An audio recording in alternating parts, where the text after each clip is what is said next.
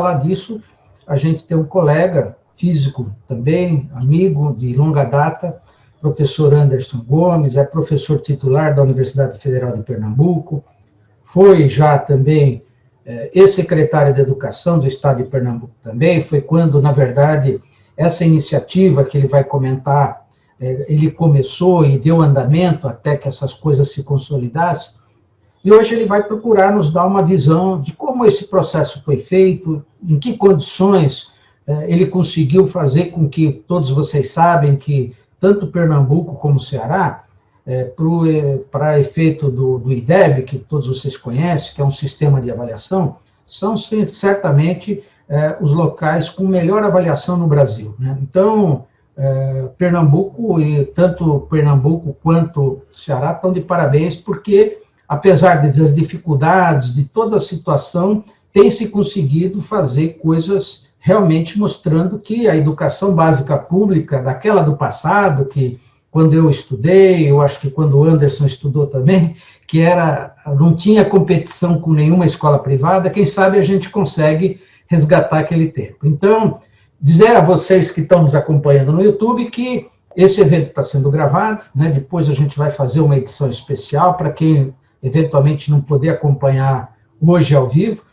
Vocês também, a ideia é que durante a primeira meia hora o professor Anderson, usando slides, ele vai fazer uma apresentação desse conteúdo, e aí na meia hora final vamos partir para discussões e trazer perguntas de lá do próprio YouTube para o professor Anderson responder. Então, sem mais delongas, eu passo a palavra diretamente para o professor Anderson dar início à apresentação dele. Por favor. Hélio, muito obrigado pelo convite, é uma satisfação muito grande. Você tem tido uma trabalheira aí danada, terças e quintas, levando para um público bem amplo, diversas facetas, não só da educação, ciência e tecnologia e de outras áreas. Então, para a gente não perder muito mais tempo, eu vou compartilhar aqui minha tela, eu vou tentar, no máximo em 30 minutos, talvez até menos, contar para vocês um pouco dessa história, e já vou me antecipando e dizendo que, obviamente, vai ter muita de conotação pessoal aqui, que eu vou falar um pouco exatamente da minha experiência e mostrar, não dá para não concluir isso tentando mostrar o que está acontecendo hoje e mais para frente. Então, eu vou compartilhar aqui minha tela com vocês.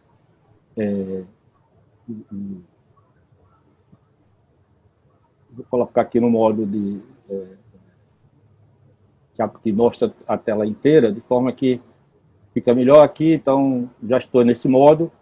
Hélio, está tudo ok aí no... Certo, perfeito, está ótimo a apresentação, né? Tá tela então, vamos cheia. começar. Está ótimo, tela cheia, vamos lá.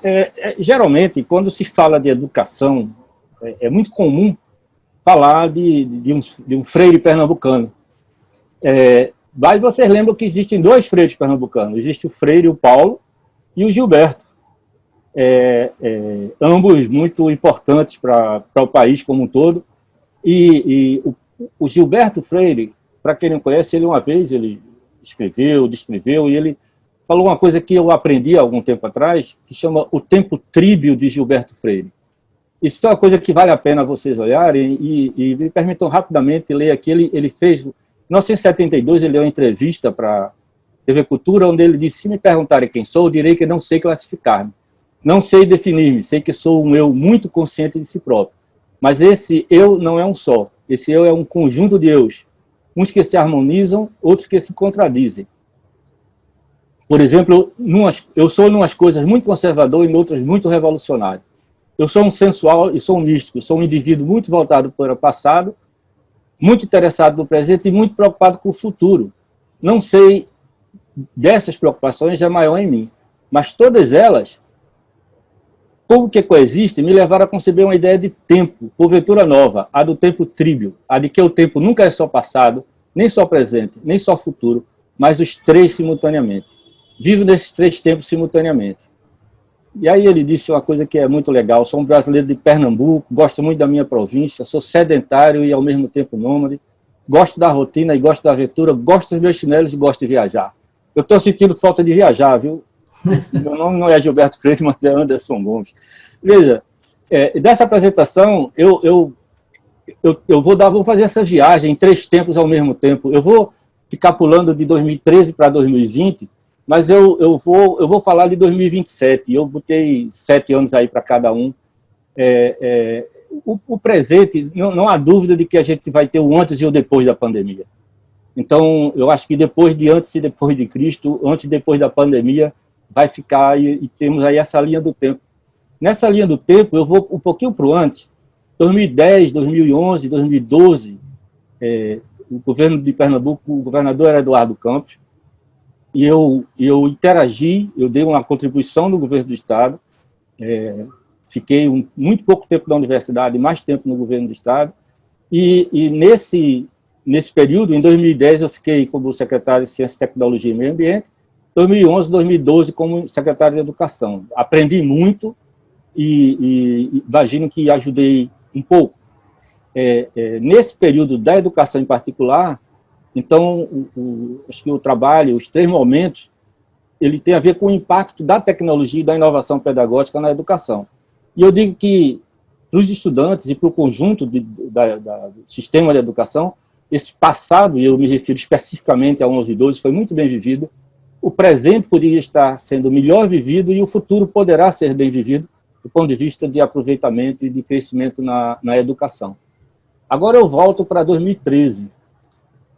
Eu saí do governo em 2012 e em 2013 eu continuei interagindo com o governo, eu fiquei como assessor de Eduardo 6 meses ainda, montando projetos. E um deles, a gente conseguiu, junto com a universidade, fazer uma parceria com a Intel. Eu fiz essa apresentação na assinatura de um contrato. E a apresentação falava em coisas do tipo: o ambiente de aprendizagem do século XXI. Ele deve ser habilitado por tecnologias e norteado por pedagogia. A gente discutia isso, e das transparências que eu usei, essas são transparências, eu tenho essa apresentação. Então, a mídia falava: falta de tecnologia afasta estudante do ensino médio. Falava, em maio de 2013, a escola de 2014, 2016, 2018. Aí um bocado de menino com tablet, com coisas na mão e tal. Eu sempre, quando falo dessas coisas, eu mostrava o ambiente escolar típico do século XX e do começo do século XXI. Esse ambiente não mudou muito, e ele não mudou muito até agora. O que é que evoluiu bastante? O quadro negro. A gente não tem muito tempo, mas o quadro negro, ele data de 1840, e ele tem uma história interessante, vale a pena vocês darem uma olhada nisso. Aí ele evoluiu para o quadro verde. E aí, esses cotoquinhos de giz que vocês estão vendo aí, era o terror das professoras com unhas grandes, né? E faltava o giz. Mas isso aí teve uma outra evolução, que é a de hoje, que é o quadro branco. Só teve uma coisa ruim, acabou com acabou com o pó de giz, né? Que era um dinheirinho que se ganhava mais, porque não tem giz, não tem mais que pagar pó de giz. Mas essa é a nossa realidade na maioria das escolas, e ela veio para ficar mesmo. E ela devia estar junto com o que veio aí de mais moderno. E uma dos esquemas que eu mostrava foi, na realidade, desenhado pela Cisco, em 2010. Ele falava no Educação 1.0, 2.0, e em 2010 ele falava Educação 3.0. É uma aprendizagem para o século XXI, habilitada por tecnologia, baseada em habilidades do século XXI e uma pedagogia do século XXI. Então, o que era essa habilidade do século XXI? Isso, cognição, a interpessoalidade, a intrapessoalidade, o autodidatismo, valorização da arte e cultura, tem muita coisa. Veja, eu estou em 2013 falando dessas coisas, eu me vejo no auditório da física aqui, falando disso. Bom, o que é que a gente estava propondo naquela época? Todo um modelo de capacitação em tecnologias para professores de ciências e matemáticas das licenciaturas de Pernambuco. A gente criou um programa chamado FERA, Física Experimental com Realidade Aumentada. Todas essas coisas estavam preparadas e, infelizmente, elas não andaram. Bom, dou um pulo para 2019. O Instituto Unibanco tem todo um aspecto ligado com a educação, e eles fizeram uma matéria muito grande, mostrando que em 10 anos, e esses 10 anos que se refere a 2007 a 2017, Pernambuco deu um salto no ensino médio.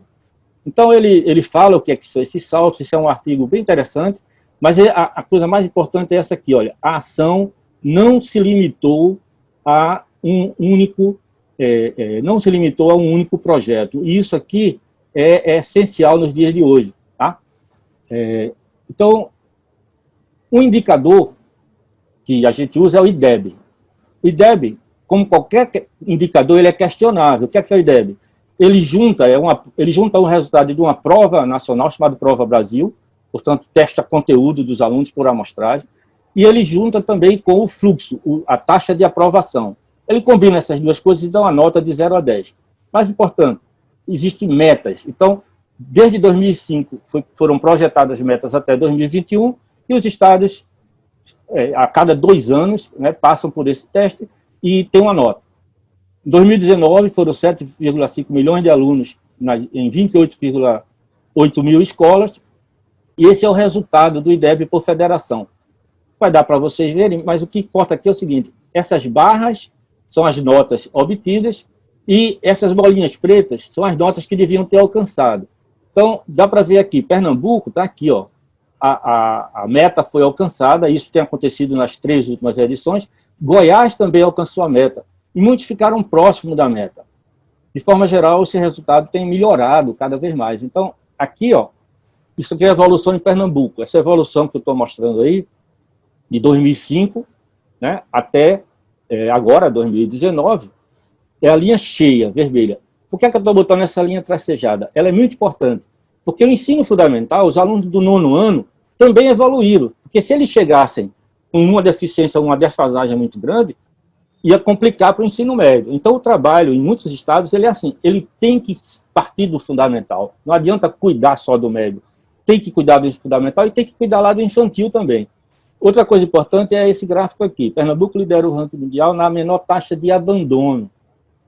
Por que a taxa de abandono é menor? Exatamente pelo conjunto de ações que foram feitas. Então, o resumo, o Pernambuco evoluiu porque concentrou em 4 eixos estratégicos. Infraestrutura, escolas de tempo integral, inovação pedagógica e gestão por resultados.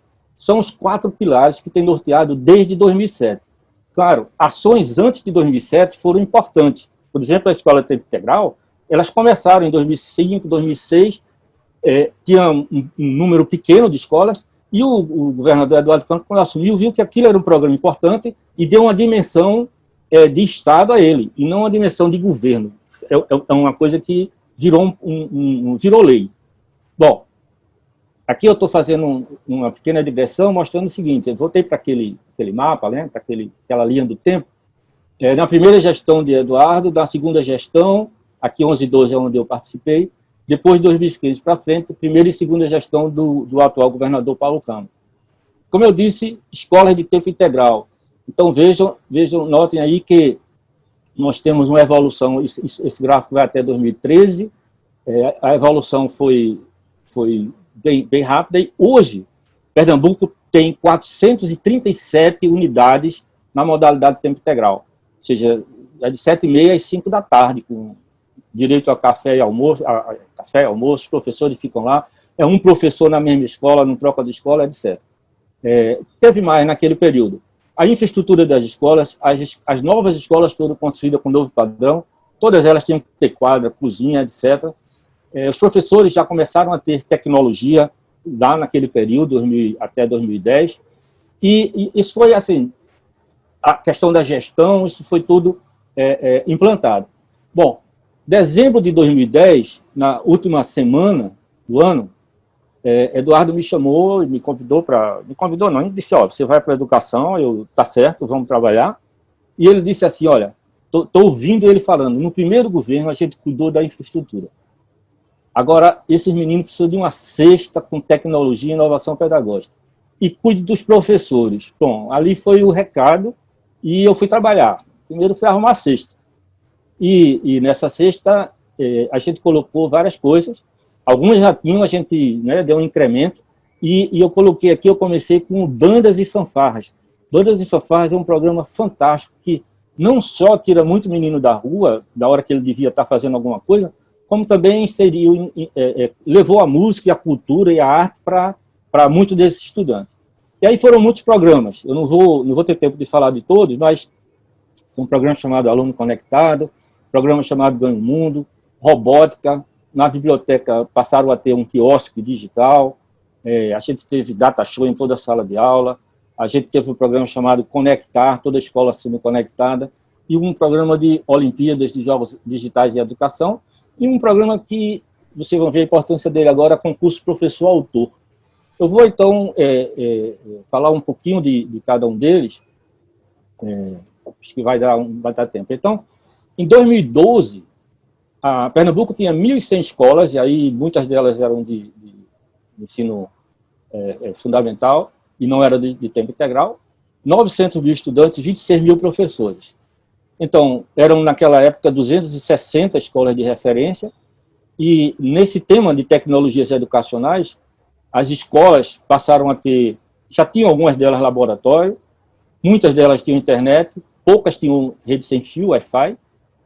Tipicamente, uma escola em Pernambuco tem entre 8 a 12 salas de aula, e na época existiam menos de 4 data shows por sala, por escola. Lousa digital, eu botei um asterisco, porque eu rapidamente percebi que não era uma coisa que ia ter futuro. Os professores já tinham computadores, laptops, e os estudantes, eles passaram a ter, a partir daquele momento, o tablet, esse programa que eu vou falar para vocês, Aluno Conectado. Bom, a infraestrutura implantada foi essa aqui, né? Então, está aqui os professores, está aqui o que é que aconteceu em 2011, 2012, a gente criou esse programa, 95% das escolas tinham internet, ou seja, chegava o ponto de internet, mas 40% somente tinha rede sem fio. Quando eu falo rede sem fio, é em toda a escola, sala de aula, pátio, onde fosse. A gente deixou nas escolas toda a sala de aula com um data show. Por que isso? O professor, ele tinha o material dele, ele tinha o computador, ele tinha, inclusive, material didático no computador, mas ele não tinha como mostrar isso na sala de aula. Então, com o data show, ele passou a ter essa possibilidade. Naquele momento, cerca de 200 escolas, eles tinham esse carrinho com computadores. O professor podia, né, em vez de levar os alunos para o laboratório vinha para os alunos. E muitas escolas não tinham laboratório de informática. E as bibliotecas passaram a ter também, a gente não deixa de ter o livro, como diz um colega meu, o professor Maurício Coutinho, tem que cheirar, né, tem aquele cheirinho do papel, tem que ler o livro, mas tem que também ter a modernização digital aí, com toda a informação disponível. Bom, quando a gente implantou os programas, quando eu disse, o importante é o uso da tecnologia como ferramenta pedagógica. Então, a tecnologia ela não é fim, ela é meio. Então, a gente inseriu todo o material tecnológico. A gente tinha, por exemplo, um programa chamado P3D, que é um programa em 3D, 3 dimensões, que é um programa de autoria. O professor ele precisa montar a aula não vem pronta para ele. Material para o professor usar como uma enciclopédia de física com demonstrações. O que era isso? São 600 vídeos com experimentos de 3 a 5 minutos, que eu uso isso ainda hoje, eu uso nas minhas aulas de licenciatura. Aqui, o programa de robótica. Pernambuco, naquela época, tinha 10 escolas privadas, particulares, que tinham robótica. Nós colocamos robótica em todo o ensino médio. Hoje, a disputa né, desse campeonato de robótica é fantástico, é coisa de primeiro mundo, com muito menino participando. E as Olimpíadas de Jogos Digitais de Educação, principalmente na área de matemática. Hoje, se você chegar a olhar, abrir isso aqui, eu abri o site da Secretaria de Educação em 3 de outubro, se você olha para o site, você tem aqui vários programas. Escola Conectada, Aluno Conectado, o programa Ganho Mundo, e tem o concurso professor-autor. Eu vou começar por ele. Qual é a ideia aqui? A ideia é a autoria. Em vez do professor ficar catando aulas de pessoas que ele não conhece, o que é que nós fizemos?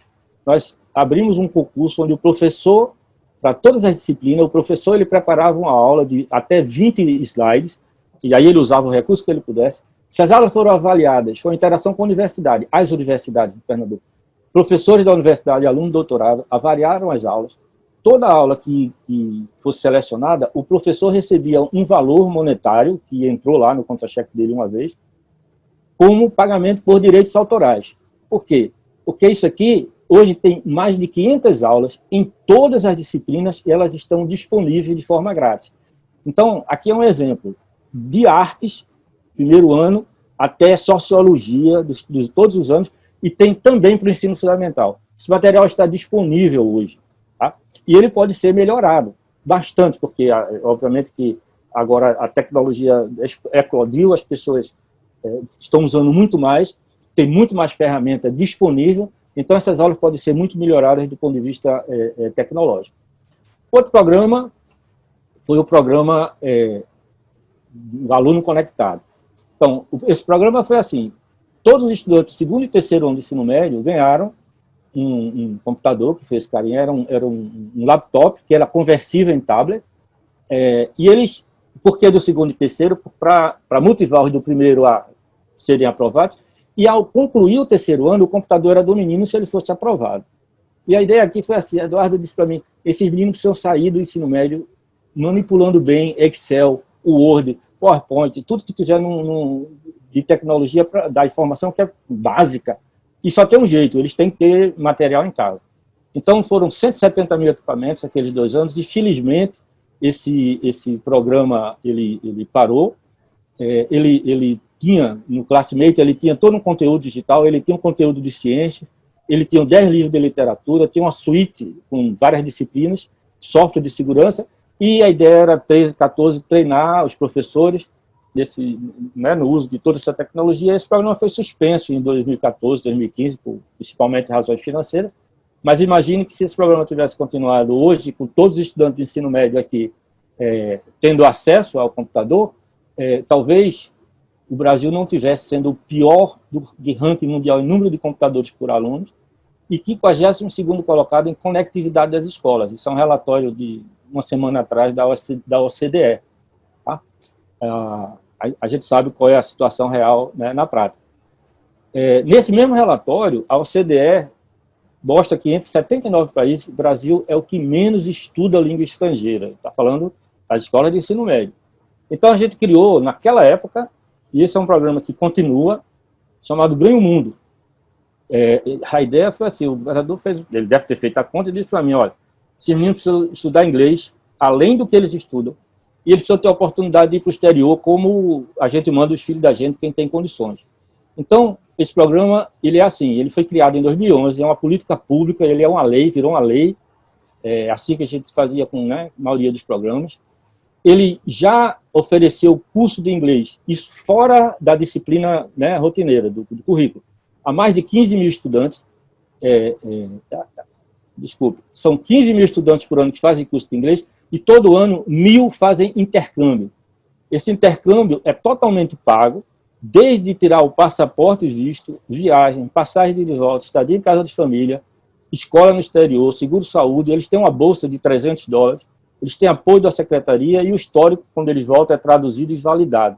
Esses 6 meses que eles passam lá contam na escolaridade deles aqui. Então, Pernambuco tem 185 municípios, 175 deles são atendidos, são 526 escolas, 669 turmas. Desde 2012, mais de 150 mil estudantes foram matriculados e mais de 8 mil já estudaram em países de língua inglesa, espanhola, inclusive alemã, mais recentemente.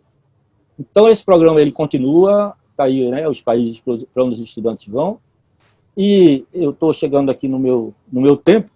Em 2027, eu vou arriscar, o tempo tríbio de Gilberto Freire continua falando aqui. Então, não tenha dúvida que o professor continua sendo o principal ator em todo esse processo.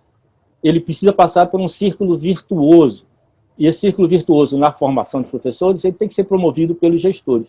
A gente tem, né, precisa do analógico e a gente precisa do digital, a gente está vendo a necessidade. A tecnologia como ferramenta pedagógica ela deve ser mais rotineira para professores e estudantes.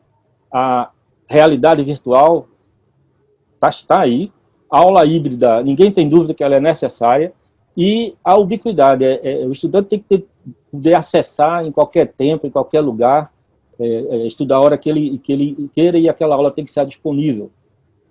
Quando a gente fala de realidade virtual, eu não vou ter tempo de mostrar uns vídeos, mas a gente pensa, puxa, vai ter que todo mundo carregar um óculos desse? Não, mas não. a terceira geração desse tipo de óculos já está aí na praça, para 2020. A gente, muito possivelmente, daqui a alguns anos, a gente não vai precisar de ter o aparelho celular na mão, ele vai estar embutido aí, e aquelas coisas que a gente assiste em CSI vai virar rotina. Então,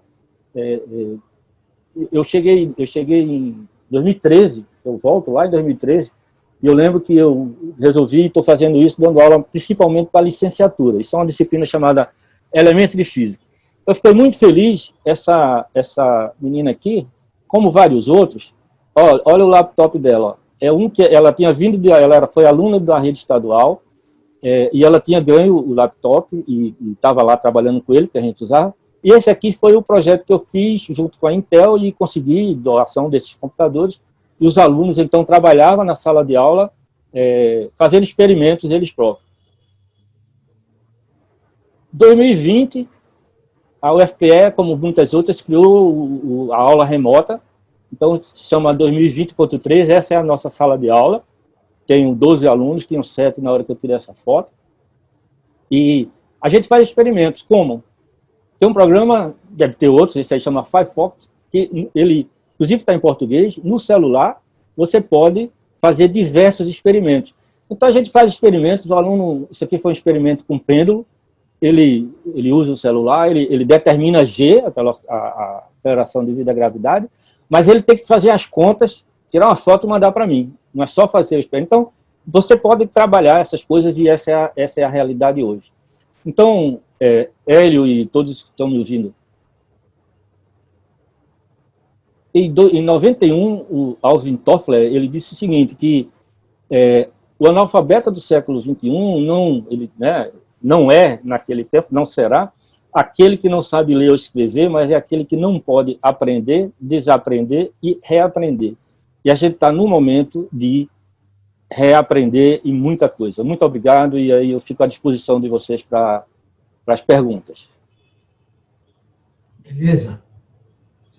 Eu vou, então, parar minha apresentação para tirar a tela, interromper o compartilhamento. Isso, beleza, muito boa. Olha, ok, então estou à disposição. Você realmente, a tua apresentação foi realmente de tirar o fôlego. Eu imagino que, com tudo isso que foi desenvolvido, eu acho que as escolas públicas, comparadas com as privadas, acho que de Pernambuco, praticamente não deixa nada a desejar, né, pelo que você mostrou.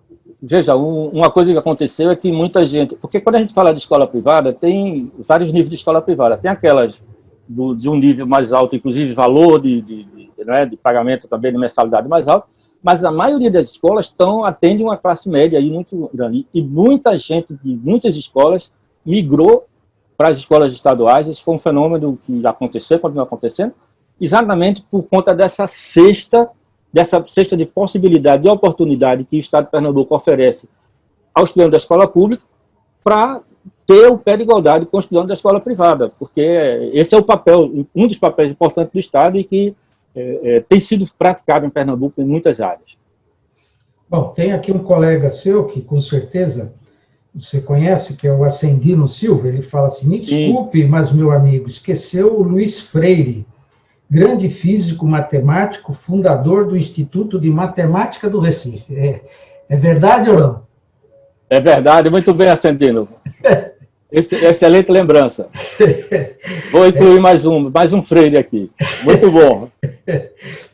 Bom, a gente tem aqui vários colegas conhecidos de vocês, o professor Cardoso, o José Antônio Aleixo também não fez pergunta, mas já está aqui no grupo, e o colega que você conhece bem também, que é o Nilson Dias Vieira Júnior, que é um colega nosso. Inclusive, o Nilson se formou em física no mesmo ano que eu. Nós éramos, inclusive, a gente compartilhava sala quando a gente estava na iniciação científica, né? A gente fazia parte, quer dizer, exatamente, ele trabalhava com outro orientador, mas a gente se conhece desde então. Ele fala assim, qual o maior obstáculo para implementar esses 4 pilares para a educação brasileira? Vontade política ou preparo dos professores? Vontade política.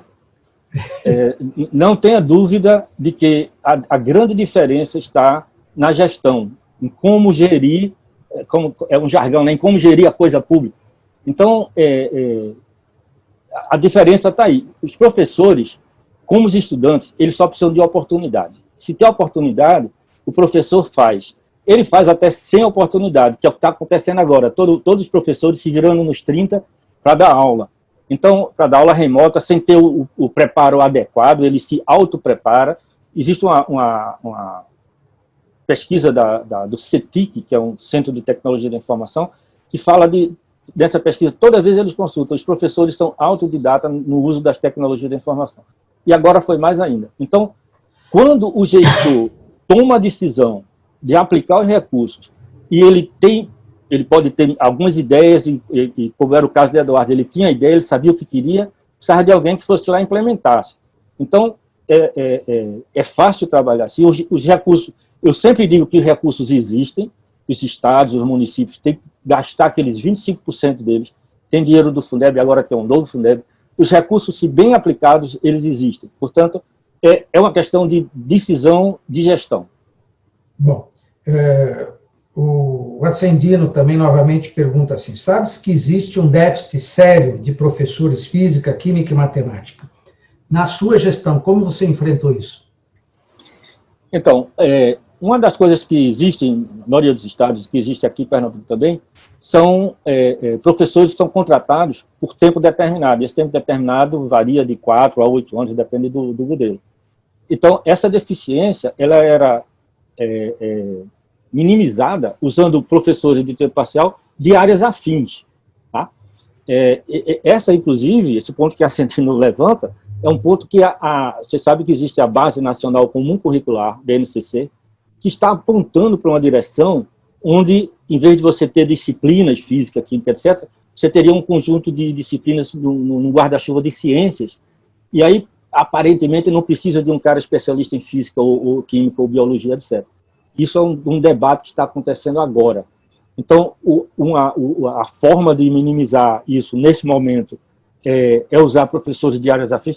O cara que fez engenharia, que fez química, biologia, ele está apto no nível básico de física para dar aula no ensino médio, sem problema nenhum, desde que ele tenha feito esse curso em universidades onde ele tenha visto o básico necessário, aí usando os livros conhecidos e os professores adequando e tendo a parte pedagógica.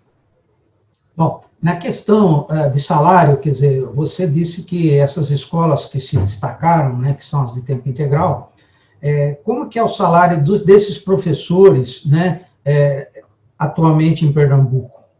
Eu não sei os números corretos, mas eu te digo o seguinte, o que é que foi feito? O professor, o contrato dele, quando ele entrou, todos os professores concursados, eles entraram com uma certa carga horária, né, e tinha um certo valor estimado lá. O que é que foi feito? Foi criado, o nome não foi esse, mas foi criado um valor adicional de dedicação em tempo integral. Então, o professor, em vez de correr 2 ou 3 escolas, ele passou a ter dedicação exclusiva em uma escola. E, com isso, o salário dele podia até um pouco mais do que dobrar. Tá?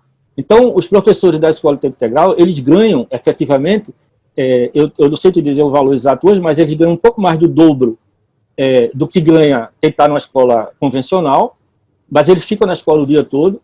A maioria delas é tempo integral, ainda tem algumas dezenas talvez, que chama de tempo semi-integral. Eles não vão todos os dias, o dia todo, mas vão 3 dias na semana o dia todo e 2 dias metade do dia. Mas o salário deles, então, é maior. Veja, alguma das vantagens dos professores, além da salarial, é a de estar na mesma escola o dia todo. Então, ele não tem que ficar correndo de um lugar para o outro. E ele tem uma outra vantagem, que é uma vantagem que só o professor entende, e eles disseram isso para mim. A gente passa o dia todo com o mesmo aluno, a gente passa a conhecer o aluno melhor, interagir melhor com o aluno. Então, é esse conjunto de várias coisas, e essa é uma delas que é intangível, mas fez a melhoria do IDEB. Bom, me fala também uma coisa, você comentou também no momento que você, quando falou sobre a evolução do IDEB, que o ensino fundamental 1 e 2 também, principalmente o 2, ele teve uma evolução boa, até porque você disse, essa pessoa vai entrar no ensino médio e se houver uma desconexão, vai haver dificuldades para que esse aluno tenha o desempenho que você mostrou.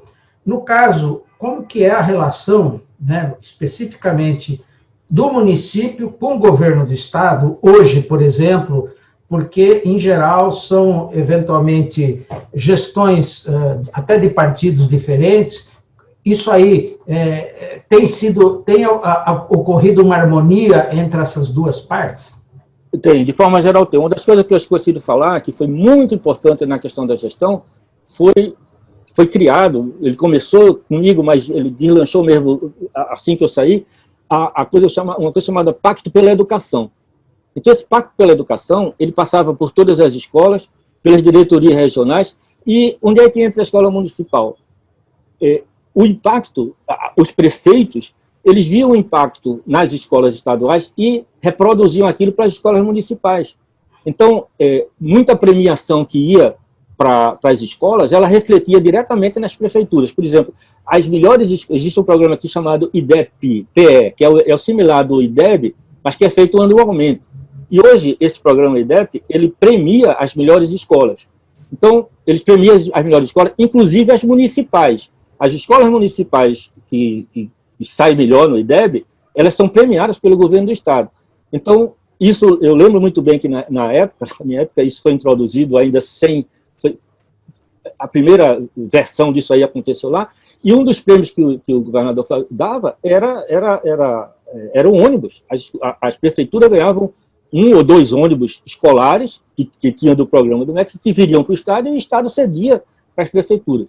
Então, foram feitos vários programas desse tipo de apoio e também na parte pedagógica. Então, existe esse pacto pela educação, e nesse pacto, muitas dessas escolas, muitos municípios se beneficiaram do ponto de vista pedagógico, principalmente. Tem um colega aqui, Mike S. Anderson, o que determina as metas do IDEB de cada estado? E por que variam tanto de um estado para outro? Então, isso foi feito lá atrás, em 2005, olhando, de certa forma, para a história de cada local, né? E tentando levar em conta as desigualdades. Quando eu me preocupei com isso há alguns anos atrás, a ideia era que se você tratasse todo mundo igual, você ia criar uma desigualdade maior, porque, claramente, onde a gente coloca a régua depende de como estava preparado o pessoal. Então, foi feito um estudo em cada local para ver a base e propor uma meta atingível para aqueles lugares. Veja que, na maioria dos lugares, em muitos lugares, a meta ainda não foi atingida. Esses números que aparecem aí, normalmente são os números globais, os números por estado ou por município, mas quando você mergulha e vê, tem muita escola, tem muito município que, por exemplo, nunca alcançou a média no ensino fundamental.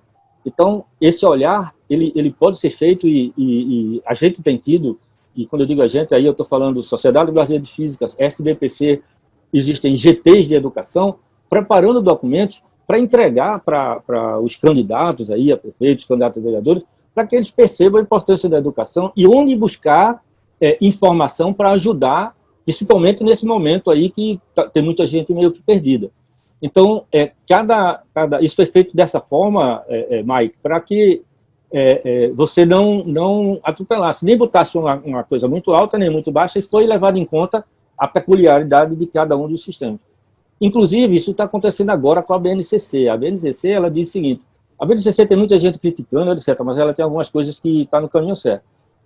Vai existir uma base nacional curricular, vai existir um currículo mínimo para todo mundo, mas tem um diferencial, uma parte a mais, que você deve adaptar ao seu estado. O que você precisa estudar lá no Amazonas, não necessariamente você precisa estudar em Porto Burro, no Rio Grande do Sul.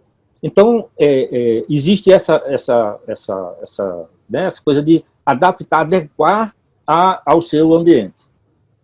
Bom, tem o colega nosso, que é o Sérgio Rezende, que, inclusive, esse webinar também foi sugestão dele, num webinar que eu fiz com ele, que ele me colocou em contato com você, que eu queria, desde já, agradecer a ele por ter feito a tão importante aí, sugestão. E ele fala assim, como eu também falei, olha, como disse o Hélio, foi de tirar o fôlego, parabéns. Então, ele também está acompanhando e realmente concorda que a tua apresentação foi realmente, assim, muito impactante, eu acho que para todas as pessoas, porque eu também procuro acompanhar essas coisas e não vejo, né, assim, coisas de tão boa qualidade como vocês estão fazendo aí em Pernambuco, né, colocando materiais de tão alta qualidade. Queria te colocar uma questão, quer dizer, a questão, por exemplo, de centros de divulgação científica, né, dentro de Pernambuco, vocês têm algum programa porque a gente sabe, né, isso a gente até tratou no webinar que a gente fez com o senador Cristóvão Buarque, né, e ele fala por que o Brasil, a sociedade e tal, não almeja, por exemplo, ter um prêmio Nobel. Quer dizer, parece que isso não está na nossa agenda, né? Quer dizer, como um sonho, como um desejo, né? E aí a gente sabe que toda essa questão de você levar o aluno para o interesse nas ciências, né? Ela deve começar exatamente abaixo de 12 anos também. Vocês têm algum programa dentro de Pernambuco que faz com que essas questões sejam ressaltadas para essa faixa de aluno? Tem sim, tem. Veja, desde a época que Sérgio foi secretário, foi implantado aqui um museu museu aberto, chamado Espaço Ciência. Então, o que a Secretaria da Educação sempre tem feito, e quando eu participei lá diretamente, foi o que a gente fez, foi garantir que os meninos iam para lá. Então, o Espaço Ciência, ele já ocupa de forma espetacular, inclusive, uma sugestão era você ouvir também o Antônio Carlos Pavão sobre isso. O Espaço Ciência, ele é fantástico. Então, o Espaço Ciência faz esse papel muito bem, não só aqui na região metropolitana, mas também com interiorização. Existe Espaço Ciência, existe um programa chamado Caravanas da Ciência, existe também na universidade um centro, que tem mudado de nome, mas a gente conhece como Cecine, que tem feito esse papel, principalmente na preparação de professores, inclusive Ascendido já passou na coordenação. E qual é o papel do Estado, da Secretaria da Educação? É garantir a participação dos meninos lá. E sabe o que é que impacta nisso? Por incrível que pareça, quando eu assumi, qual é o problema de... O Pavão me procurou, ele disse, agora que você está lá, isso vai andar. Eu disse, o que é que você precisa? Ele disse, só preciso de ônibus para levar os meninos para lá, o resto eu tenho. Então, veja, é incrível, mas o que faltava era ônibus para levar os meninos. Obviamente, o Espaço Ciência não tem recurso para esse tipo de coisa, a escola não tem, então coube a gente. Então, eu fiz isso, corre aí atrás, disse, é para ter 100 ônibus mandando os meninos para o Espaço Ciência toda vez que precisar, e a mesma coisa do interior. Então, esse programa, essa parte, ela é muito bem atendida aqui em Pernambuco, por conta do Espaço Ciência, que é fantástico, e tem algumas outras atividades de ciência, de divulgação científica, inclusive no Carnaval. O Carnaval é um dos maiores, é um dos lugares onde aparece lá aqueles bonecos, já aparecem os bonecos cientistas também. Então, é uma coisa que isso aqui eu diria que sempre, a gente sempre pode melhorar tudo, mas essa é uma das coisas que é bem, digamos assim, bem gerenciada aqui. É uma colega nossa também que faz parte do nosso grupo, que é a Lucilena Cordeiro. Houve algum programa diferenciado para qualificar professores com foco na integralidade do ser? Ou só foca na inserção tecnológica ou especialidade por disciplina? Não, existe, esse programa das escolas de tempo integral, ela tem essa característica holística, ou seja, ela olha o todo. Tá? Eu estou dando destaque aqui à parte tecnológica, onde a gente precisou de ter um investimento, mas existe, na preparação dos professores que vão para a escola de tempo integral, uma preparação mais completa, mais ampla. Tá? Nós não tivemos, no meu tempo em particular, nós não tivemos nenhum programa específico, mas na programação, digamos assim, rotineira, existe todo esse cuidado com toda essa parte, inclusive toda a parte ética, tudo que tem a ver com a parte de cultura, artes, com a parte de ciências humanas, etc. Isso tudo é cuidado. Outra questão, quer dizer, que também um assunto, esse período aí de pandemia que aconteceu, né? A gente sabe que, principalmente também nas universidades, as atividades experimentais praticamente foram interrompidas até por falta, né, de condições, né, de você ter laboratórios que a gente chama virtuais e tal, né? Como é que... você comentou um pouco, que acho que você teve já algumas iniciativas disso, como é que essa parte aí, por exemplo, porque assim, o meu filho ele fez o ensino médio aqui numa escola paga, aqui onde eu resido, né? E eu me lembro que não tinha laboratório coisa nenhuma, entendeu? E era caro o que eu pagava. Então, a atividade experimental, que é uma atividade que a gente chama mão na massa, é uma deficiência muito grande, mesmo nas escolas privadas. Aí, no projeto que vocês desenvolveram, me parece, pelo que eu vi, que vocês conseguiram, de alguma maneira, suplantar essa deficiência, não é isso? Veja, no projeto, na parte de ciências, o que é que a gente tinha? A gente tinha, nos computadores dos meninos, tinha um software, que era um software de realidade virtual, que ele usava a câmera dele, ele montava o experimento.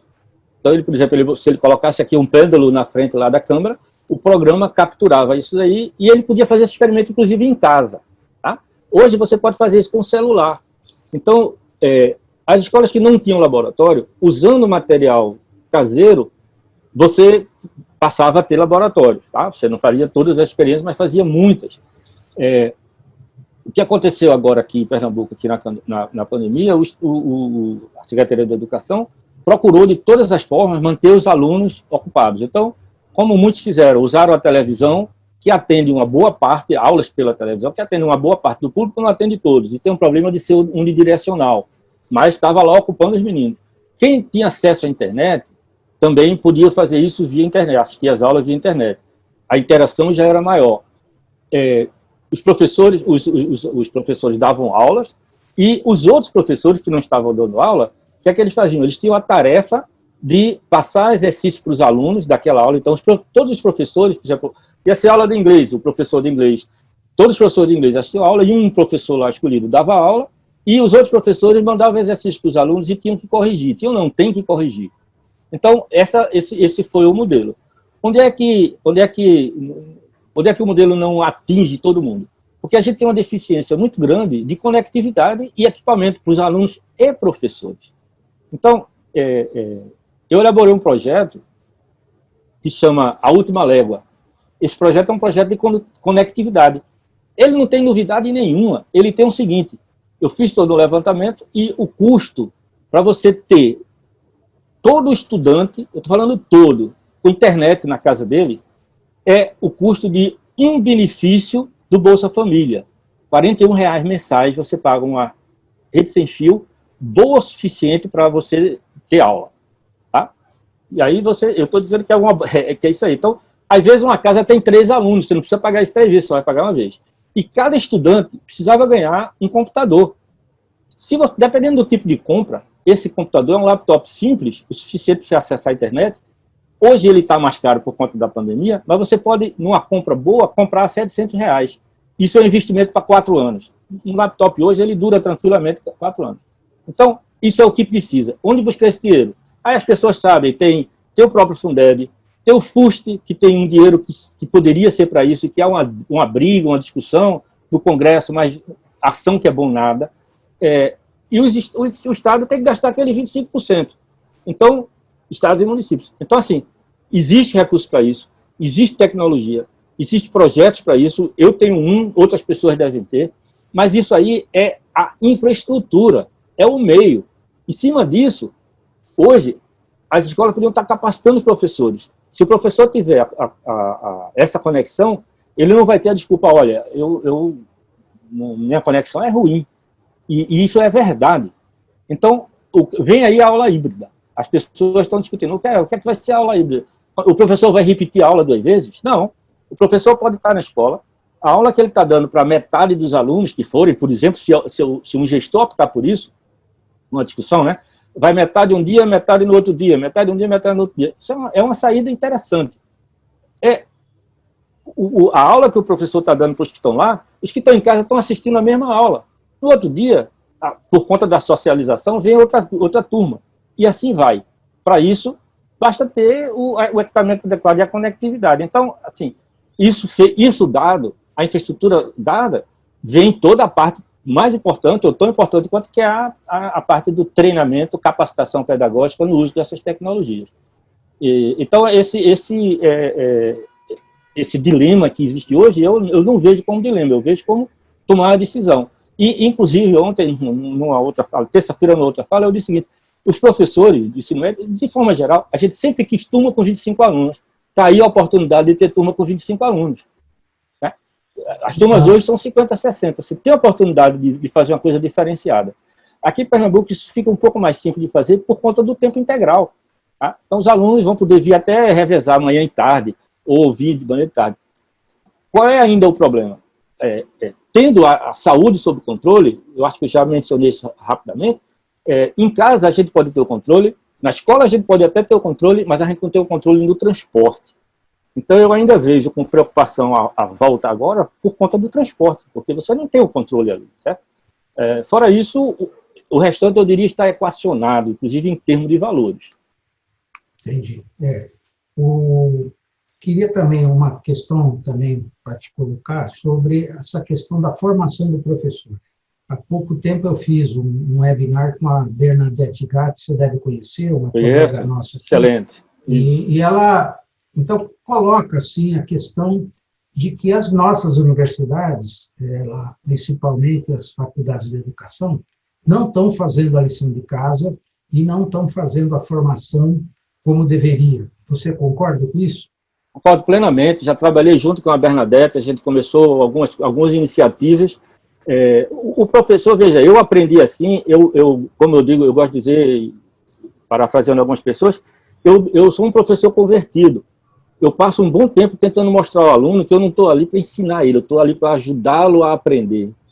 Então, tem muitas coisas com os nomezinhos bonitos, etc., mas a gente aprendeu, e muitos de nós ainda faz, o que eu estou fazendo aqui para todo mundo. A gente informa na sala de aula, em vez de ajudar o aluno a ser formado.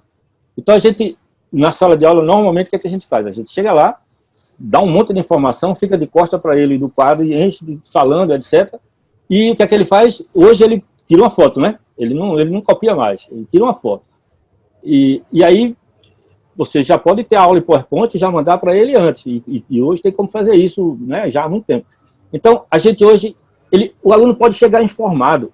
Você ir para a biblioteca hoje é pegar o celular e pesquisar o que você quer. Você não se desloca como a gente fazia, ia para uma biblioteca para estudar e pesquisar. Então, o aluno ele deve chegar na sala de aula informado e tirar suas dúvidas. Aí tem gente que chama isso de aula invertida, pode chamar o que quiser, mas o importante é essa conotação.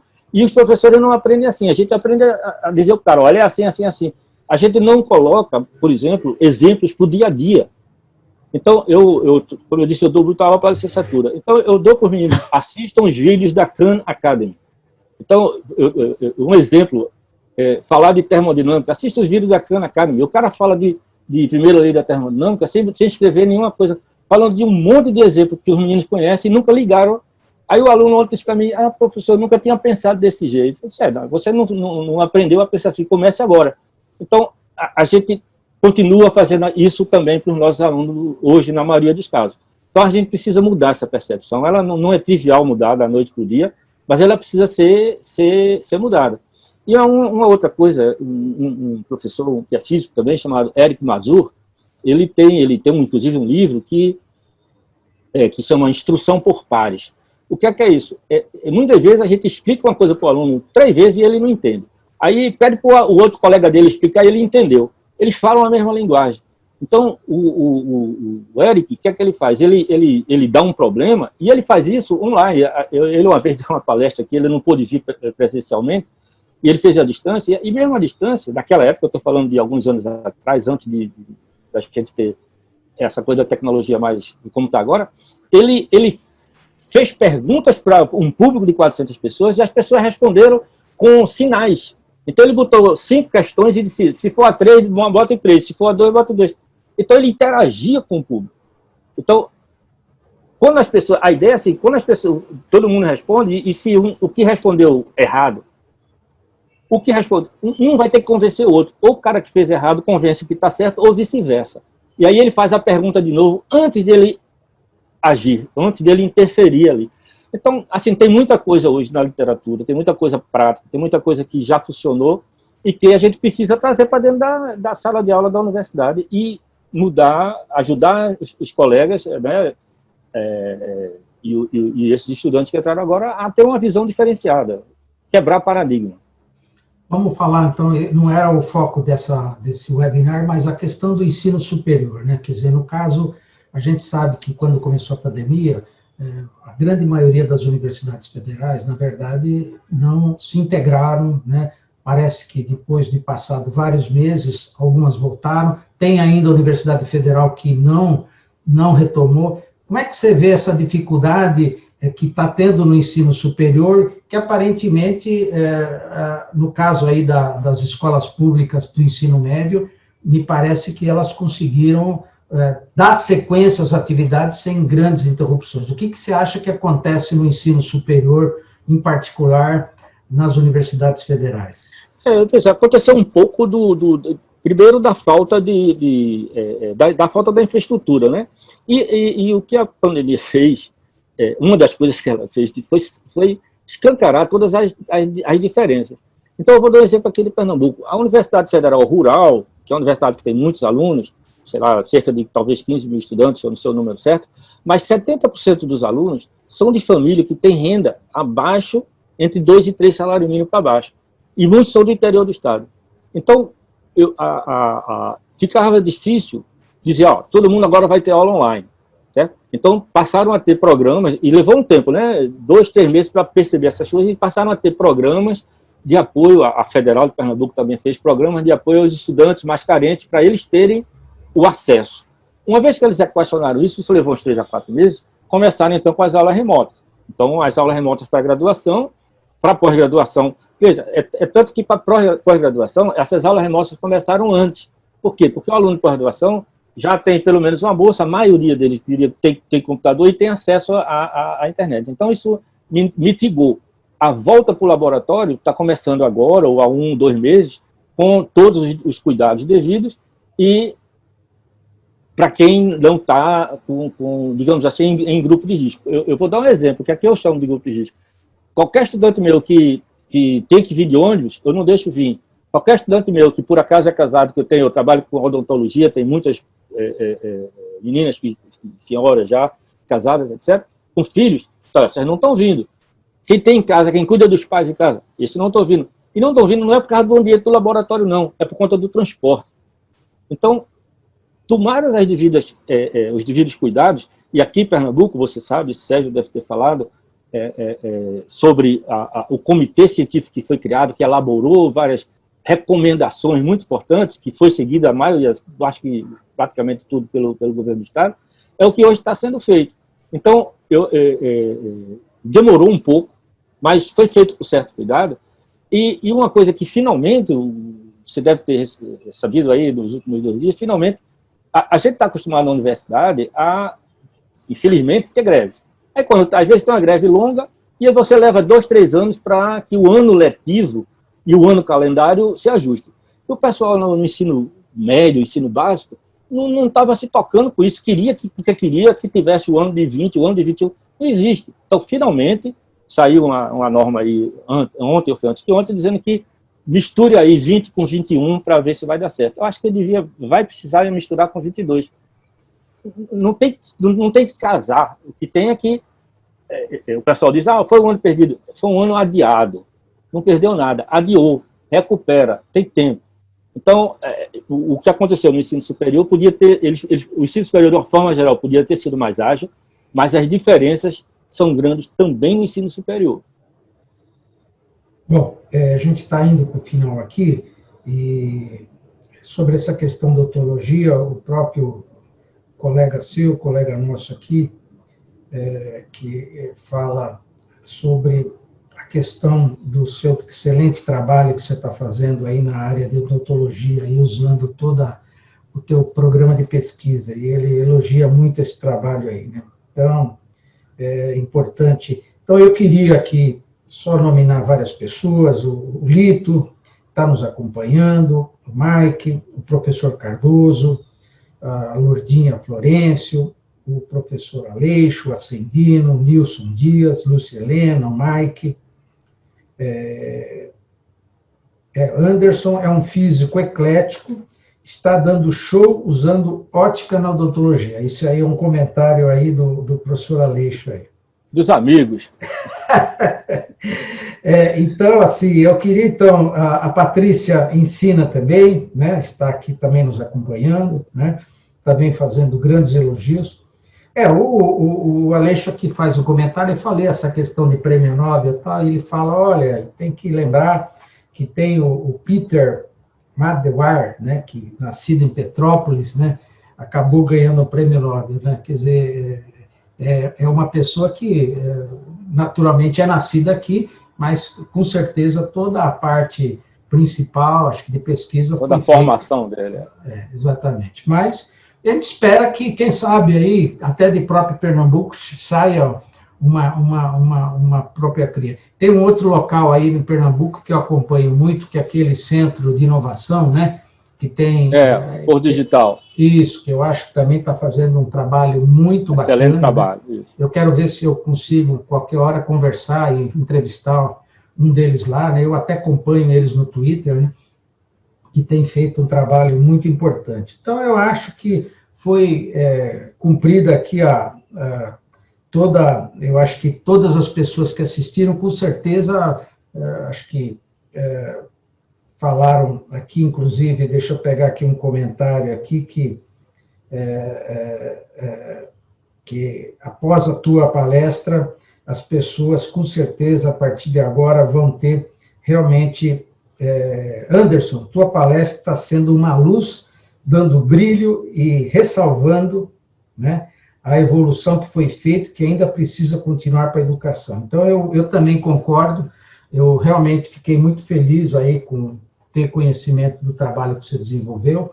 Só para terminar, você ainda continua colaborando, ou você está hoje totalmente focado mais na pesquisa dentro aí da UF, da Universidade Federal?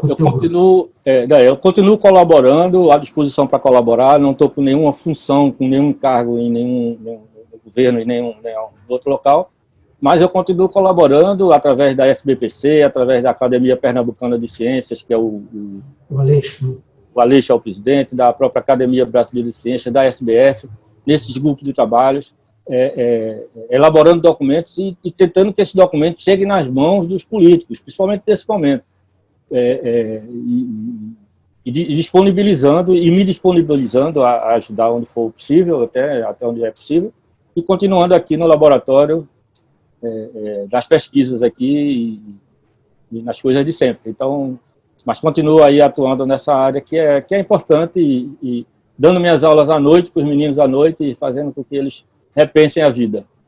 Beleza, então eu tenho certeza que isso tudo que foi dito vai ser realmente, a gente vai tentar fazer que ocorra um fenômeno da física, que é a ressonância, né, que ela possa realmente ser propagada aí para muitos locais, mostrar que é possível fazer alguma coisa de qualidade, mas como você falou, né, a pergunta que foi até o Nilson colocou, é a questão também de uma decisão política. Quando eu entrevistei o Sérgio, ele me falou, Hélio, aqui, por exemplo, tem um colega nosso que você deve conhecer, que é o Herman, né, que inclusive faz parte da diretoria do IVPESP, ele foi 5 anos secretário da Educação. Foi secretário, interagimos. O Herman nos visitou aqui para começar a fazer o programa lá de tempo integral e levou estudantes daqui lá. O Herman foi uma coisa muito importante, levou os meninos daqui para falar lá sobre o programa, o que é estar na escola de tempo integral.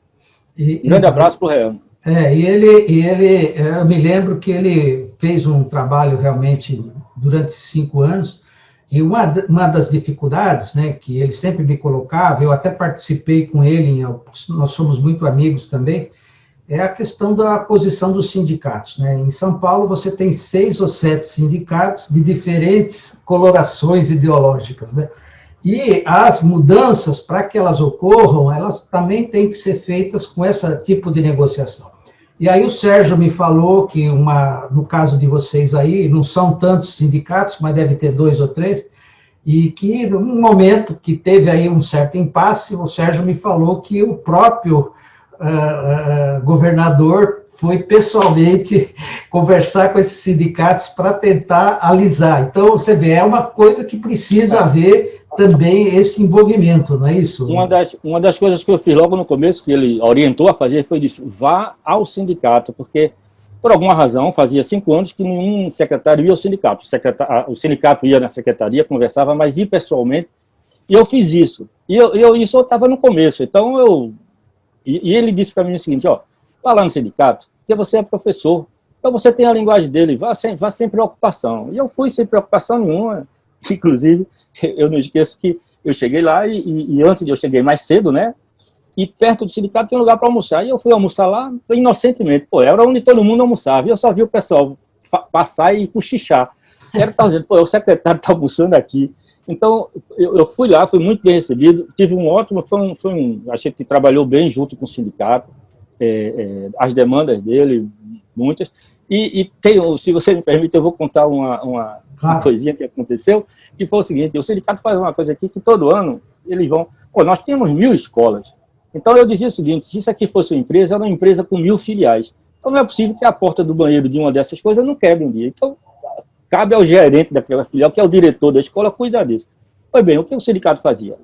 Uma vez por ano, passava nas escolas, via o que estava ruim, quebrado, faltava cadeira e tal. Em vez de vir ao secretário, não. Ia para a OAB e eles lançavam, esse era um negócio, soltava isso no jornal. O jornal me ligava, olha, está acontecendo isso, aí o pessoal acordou. Eu digo, rapaz, eu queria conversar com esse pessoal, eu queria agradecer a eles, queria pedir que eles fizessem em todas as escolas e me avisassem para eu mandar consertar. Já que o diretor não manda, mando eu, fazem eles. Então os caras disseram, pô, como é isso? Era a mesma coisa que o jornalista. O jornalista era fantástico, eles só vinham com a notícia depois que estavam feitos. Eles disseram, se vocês me avisarem 24 horas antes, eu conserto.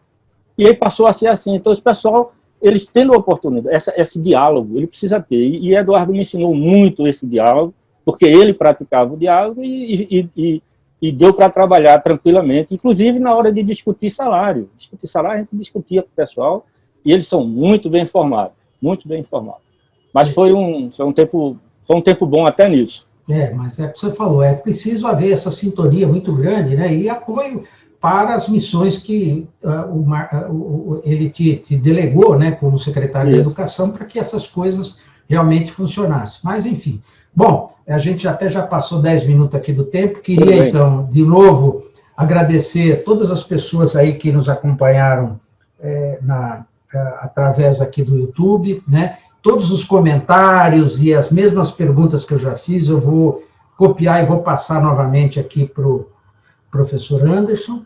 Queria, então, para a gente finalizar, passar para você fazer as considerações finais e a gente encerrar. Por favor, Anderson. Hélio, muito obrigado pela oportunidade. Esse é um trabalho de educação, nessa área da educação, o governo do Estado de Pernambuco tem dado continuidade. A gente sempre quer mais e dá para fazer mais. Eu agradeço a todos os amigos, né, que estão aí assistindo e espero que os professores que estão assistindo, os gestores, que divulguem que é possível, sim, ter uma boa educação no país. Passa primeiro pela decisão política, porque os professores chegam junto e a família completa esse tripé que é professor, escola e família. Tendo isso, a educação anda. E só para completar ainda também, nesse processo das escolas integral, qual que foi o papel da família? Houve uma integração que isso eu ia te perguntar se foi, né? Isso é importante. Veja, uma coisa que eu aprendi também foi o seguinte, Pernambuco, e isso certamente vale para os outros estados, Pernambuco aqui tem 50% da escola na região metropolitana e 50% no interior do estado. E as escolas do interior do estado, elas se saem melhor do que na média do que na região metropolitana. A razão é o envolvimento, o engajamento da família. Então, por exemplo, em 2012, uma escola de Pernambuco foi considerada a melhor escola do Brasil, num concurso que é feito. A escola tem que se aplicar, etc. Mas entre não sei quantas centenas de escolas, uma escola do interior de Pernambuco foi escolhida. E eu fui lá na escola, obviamente, para conhecer e tal. Então, uma das coisas que eles faziam, e que muitas escolas fazem, é o seguinte: uma vez por mês, os pais vêm para a escola. Isso é fácil no interior, não tão fácil na região metropolitana, mas uma vez por mês, os pais vêm para a escola, para os alunos lerem livro para ele, participar com os estudantes, café da manhã, etc. Os estudantes, por sua vez, todo dia levam para a escola uma tarefa para ler para os pais. Os pais têm que escutar e dar um retorno para o menino dizer no outro dia na escola. Então, há uma interação, um engajamento muito grande, e essas escolas estão melhor. É claro, tudo bem, é um município de, às vezes, 50 mil habitantes, 60, não é uma região metropolitana com uma coisa diferente. Mas a família, ela tem um engajamento. E a escola, o conselho da escola, tem a família fazendo parte. Então, esse tripé, ele é necessário. Se faltar se um dos três não funcionar, a escola não vai lá para o topo. Beleza, então. Falou, querido. Obrigado mais uma vez. Muito obrigado. Agradeço a todos. Terça-feira a gente está de volta de novo às 17 horas. Espero poder contar com a presença de todos vocês. E desejo a todos uma boa noite, né? E vamos, então, com esperança para um futuro melhor. Um abraço a todos e obrigado. Obrigado, Anderson. Até a próxima. Um grande abraço. Obrigado também.